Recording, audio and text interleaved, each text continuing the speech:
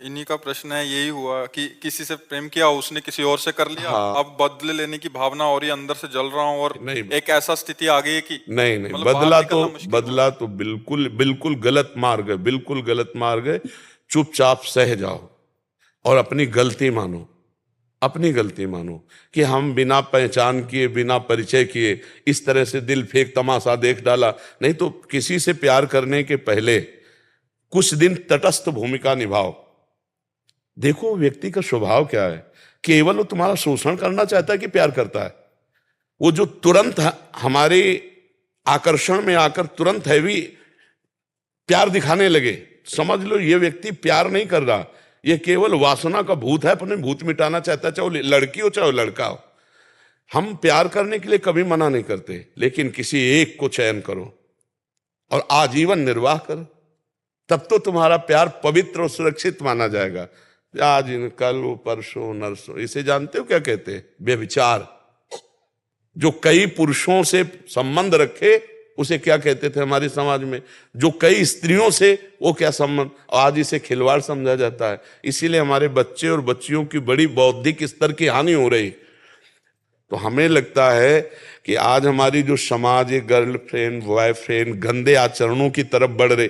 Friend बनना कोई हम निषेध नहीं करते, दोस्त तो स्कूल में 50 होते हैं, नहीं होते, लेकिन दोस्त का मतलब व्यभिचार तो नहीं होता ना, दोस्त का मतलब गंदा आचरण तो नहीं होता ना। तो आप गंदा आचरण क्यों करते हो? दोस्त बनाओ, दोस्त तक रखो, और जब आपको इस कार्य में उतरना हो तो माता पिता को सम्मिलित करो और पाणी ग्रहण संस्कार करो, फिर जाओ गृहस्थी में आनंद लो।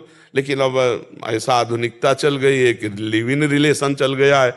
वो पति वरण करेगी तो वो पति के साथ रह पाएगी, या ऐसा पुरुष पत्नी को अपने प्राण प्यारी मान पाएगा?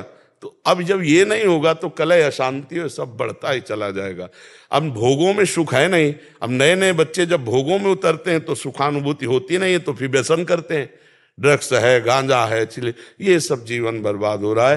तो आप लोग जैसे विज्ञ जन हैं, संभालो हमारी नई पीढ़ी को। हम महाराज जी, ये भी बहुत बड़ा कारण हो जाता है कि फिर शरीर को नष्ट करने का, कि अभी रहा नहीं गया, मानसिक तनाव हाँ से बाहर नहीं बहुत, आ पाए, बिल्कुल फिर हाँ एक बहुत। वैसा नहीं, हम अपने आप समझ को रहे हैं, खो हम देते उसमें घुस के समझ रहे हैं। जैसे बच्चे बात करते हैं ना तो इनके हम दिमाग में घुसते हैं, इनके दिल से दिल मिलाते हैं, तब छरछरा उठता है कि यार इसकी स्थिति क्या होगी, क्या हो। अब एक कोमल हृदय, मतलब सरल हृदय, चाहे लड़की को चाहे लड़के को, अब नई अवस्था है, अब उन्होंने दे दिया, अब वो तो जी जान से प्यार करता, वो देख रहा उसके साथ हंस रही, उसके साथ बात कर रही, अब वो कह रहा है तुम उसके साथ क्यों बात कर रहे हो, तो क्या तुमने हमें खरीद लिया है क्या? अब उसके जो हृदय में बीतती है, क्योंकि उसने आसक्ति कर लिया ना। आसक्ति का मतलब होता कर लिया, अब वापस होना मुश्किल है। जैसे दलदल में फंस गया, निकलना मुश्किल है। अब वो आसक्ति से पीड़ित है तो नशा करे, और नशे में अपने को व्यतीत करे तो फिर और परेशानी होती। बहुत सोच समझ के, बहुत सोच समझ, ये जीवन नष्ट होने वाला नहीं है, ये जीवन खत्म। दूसरा तीसरा, हमको जीवन का तार तोड़ना है, दुख और सुख के ऊपर उठना है, हमें महान बनना है यार।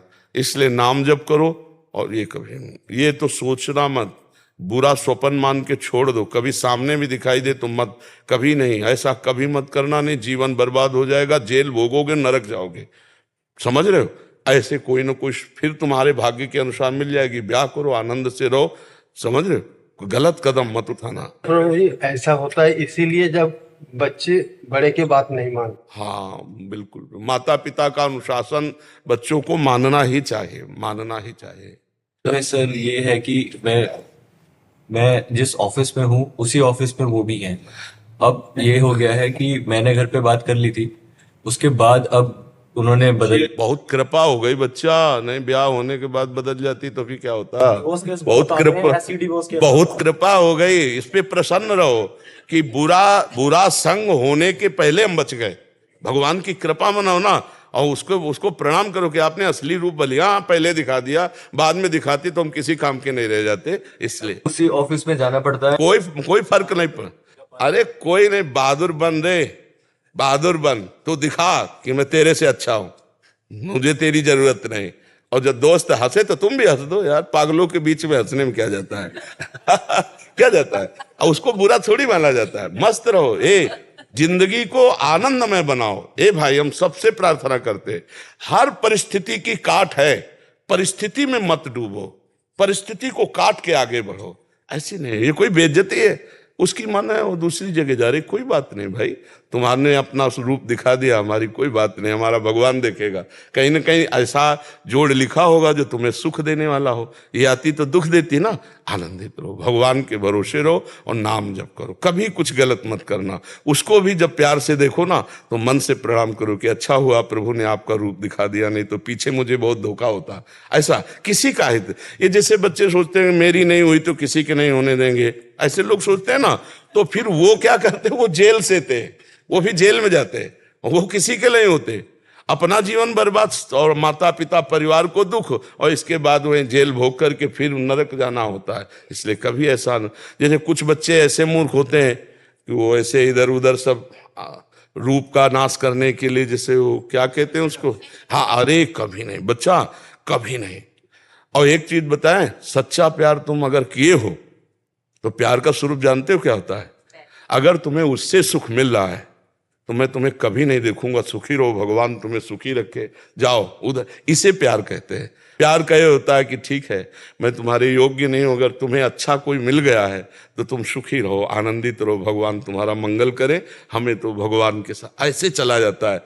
तुमने उसे प्यार किया तो उसको आशीर्वाद दीजिए, जाओ जहां तुम्हें सुख, तुम अच्छा सोचो, उसको तो निगेटिव फल मिलेगा ही, जो निगेटिव चलता है उसको नकारात्मक फल मिलता है। तुम सकारात्मक, आज हमारे पास आए हो ना, तो तुम अपने प्यार को आशीर्वाद दो कि हमने तो तुम्हें प्यार किया, तुम भले प्यार न करो, तुम्हारा मंगल हो, भगवान तुम्हें सुखी रखें। ये मार्ग है, ये अपना मार्ग है, ठीक है।